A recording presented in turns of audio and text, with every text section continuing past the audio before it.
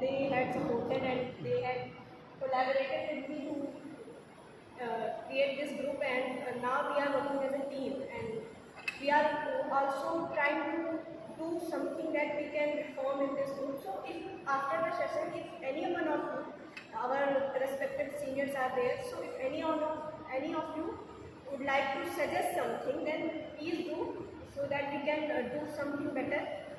So after listening to everyone, so I am very thankful to all of you that you all had come today and share your perspective.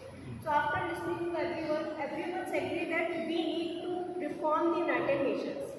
So as we all know that United Nations is the only organization in the whole world where more than 190 countries are together. They sit and they talk, they reform, they pass resolution.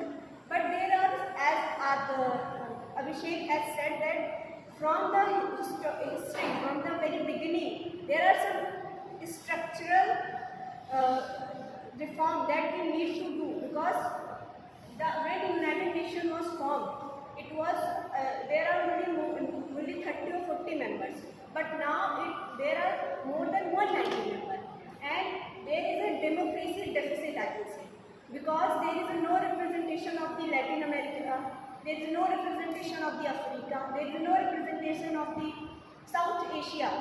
So the five-member permanent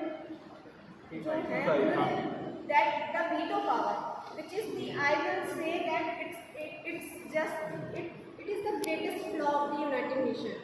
We should abolish this veto power system, because United Nations represents the democracy, peace and security. If every country is together, then we need to make United Nations more democratically representative.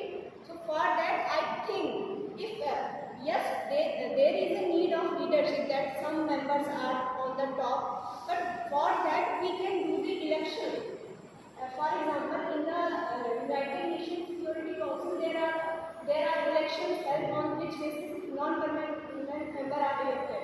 And India has elected for more than 8 times. So we can use that technique, because we cannot abolish the United Nations completely, because there will be a power vacuum. And how we will collaborate with the global issues if there is no platform to discuss all these issues? So I think that we need United Nations, and the veto power must be resolved, otherwise it will become a top, I will say, top move of where the most powerful countries are influencing the decision of the other countries. So there will be no representation. So from my perspective, we should abolish this process of veto power, this process of 5 permanent membership. Every country should get the representation.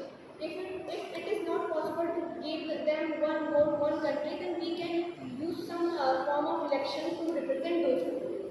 So these are my conclusions that I had get to know with all of your speeches and everything. So thank you, everyone. This is my perspective.